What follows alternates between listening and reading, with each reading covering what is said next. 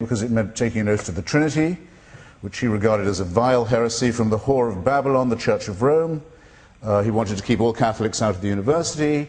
He was a madman when it came to religion. He thought everything in the universe could be inferred from the design of the Temple of Solomon, which he thought he could work out from first principles, that he was the greatest scientist of his day.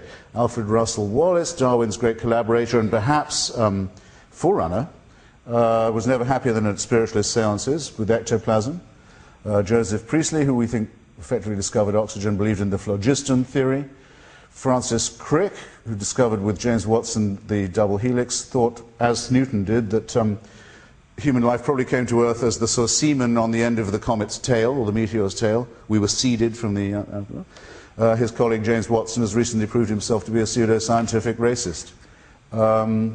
Pretty shabby record.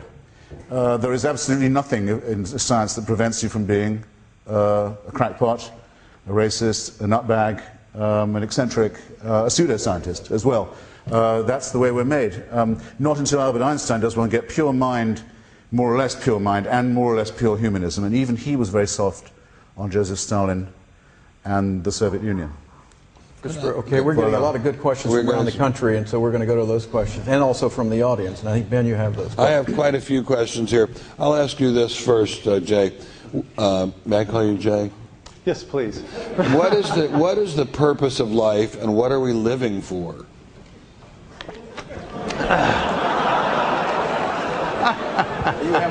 That again is not the subject of the debate. I don't believe. As has been exposed, I'm a Christian. I'm essentially an evangelical Christian. I happen to like the Westminster Shorter Catechism's answer that the chief end of man, of human beings, is to glorify God and enjoy Him forever. I like that. I don't think you're going to discern that from cosmology or from astronomy or from any of this publicly available evidence. I think it's separate. To refer to the previous question, it's a separate question what scientists believe, the scientists, and what the best scientific evidence we have is. That's why I insisted on trying to ground my argument that I made previously on the best evidence we have, the things we have very good reason to believe are true. It's quite the case that scientists and literary theorists and philosophers believe all sorts of things. And so we want to ground our arguments in the best evidence that we have. But I don't think all of the religious questions that every human being could ask is going to be discerned or answered from these publicly available evidences. The truth of the matter is, Thomas Aquinas pointed out, as important as the arguments for God are, if everyone had to know those arguments, very few people would believe in God. It's sort of the grandma problem. You know, my grandma doesn't know the theistic proofs. And even though I've studied them, I actually forget the arguments myself and have to bone up on them again before discussions such as this. And so we can have direct experience of God, an intuitive experience of God, but that can't be the basis for our arguments for others, like a private revelation. You might have a private revelation that justifies your belief in God, but it's not a public argument. So that's why I hope we will decide these questions insofar as we can on the publicly available evidence, and rest content that questions such as the purpose of your life or my life are more fine-tuned or precise questions than we're going to get answered from the evidence we're considering. Thank you, Christopher. Tertullian, one of the church fathers, said that one of the great things about being in heaven was you'd be able to watch the writhings and the tortures of those who'd been sent to hell. And I think what I mainly live for is contemplating the misfortunes of other people. Well, that leads me to a very... That and vindication, being proved repeatedly and over again right when other people were wrong. That does a lot for me.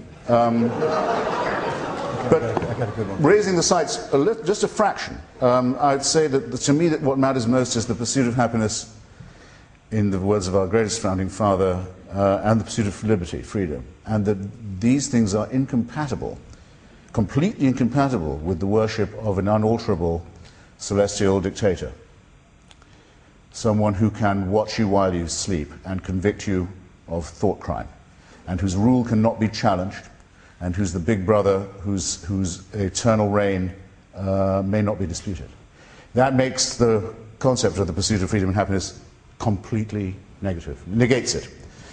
So one of the things I live for is to return a stout and joyful non-serviam to this dictator, who I'm pleased to find doesn't really exist, but is instead a creation of those who want to install a theocracy in the real life where I can participate, and I'm not going to give them an inch. The second thing I live for is, if not exactly passing on my genes, taking part in activities that might allow those genes to be passed on.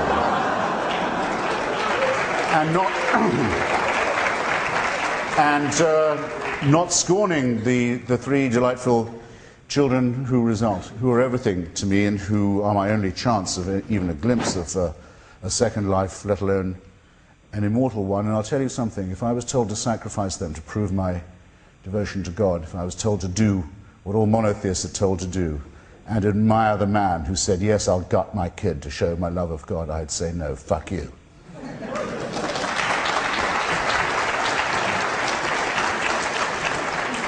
Thank you. And so should you. And the religions that say you should admire infanticide as proof of the love of God have no claim at all to be preaching ethics, let alone morality. So then are you opposed to abortion? Christopher. Oh, please. Christopher, so does that mean that are you involved in the pro-life movement in that case?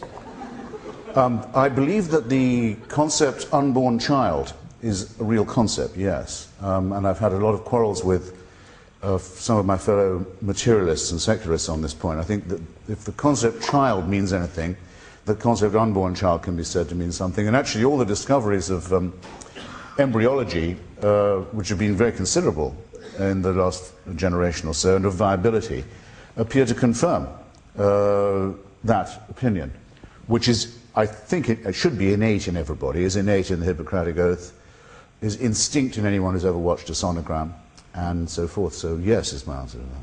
Excellent. Let me have some questions. Yeah, here's a question from a Simon Johnson from Houghton, Michigan, of the Evangel Baptist Church. This is directed to Christopher Hitchens. How does the law of the conservation of matter, that no matter can be created or destroyed, factor into the theory that out of nothing all matter was suddenly created, the so-called Big Bang theory? Well, there must be, in fact, I happen to know there are many people in the audience better qualified to answer that question than I am. If you read, say, Lawrence Krauss's account of the Big Bang, or Stephen Weinberg's The First 3 Minutes, what you have to picture is something like a baseball, out of which in a fraction of a millisecond, 400 billion galaxies are about to burst. The fact of the matter is we are not able to picture that. We can picture something like the second law of thermodynamics and conservation of matter. We can't. Our minds won't do this job. Remember, the term Big Bang was invented, like the term suffragette or the term impressionist or Tory, as a term of abuse by Fred Hoyle. He said there are some people who think, it all began with the Big Bang. The overwhelming evidence now is that it did, and that everything was inside that baseball until... So I was once asked by an intelligent child to whom I was trying to draw this picture, my daughter actually, my younger daughter, okay, what was outside the baseball? You can't do that. You can't do that. Einstein couldn't do that. Fred Hoyle couldn't do that. Weinberg can't do it. Krauss can't do it. No one can do that.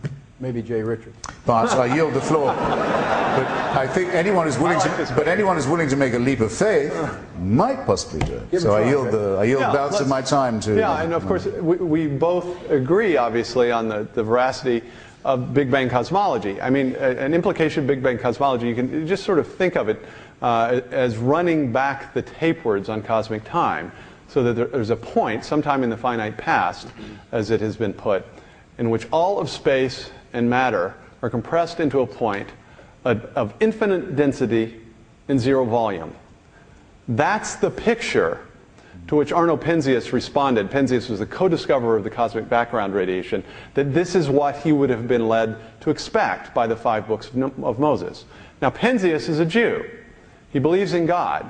But he saw this as in some way a confirmation of what he believed the fundamental truth of his religion told him, which is that the universe is not self-existent, but had a beginning in the finite past and was caused or called into existence by God. Now, this is a remarkable discovery. I cannot think of a more decisive contradiction of the materialist worldview than direct empirical evidence